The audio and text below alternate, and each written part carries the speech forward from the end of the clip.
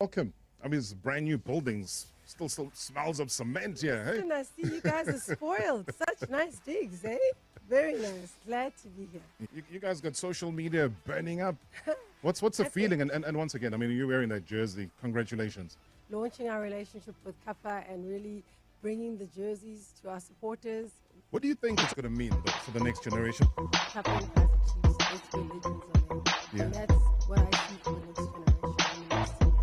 But when I start to see Doc, he still plays. That's why he gets injured. Yeah. Him and Tabamuk in the same game and they're on crutches. And the That's same crazy. injury. They Yeah, yeah. both hurt their Achilles. Yeah. Ooh, And interesting. I mean, this might be the season for Kaiser Chiefs to really end the decade-long trophy drought. Given Msimango also joining us here in studio. Just looking forward to the season holistically, the ambitions that we have, the goals that we have. Yeah, just excited to execute and achieve. Same mindset. I've always had a winning mentality. They're going to landmark country as part of pre-season. What does that do for brand Kaiser Chiefs? Very important for us, the brand Kaiser Chiefs, and very important for the players. First of all, they just come from a very serious camp, Yeah. so they needed it. You've got a dual role, both on and off the field. But now the fans are saying, what's going to happen on the field?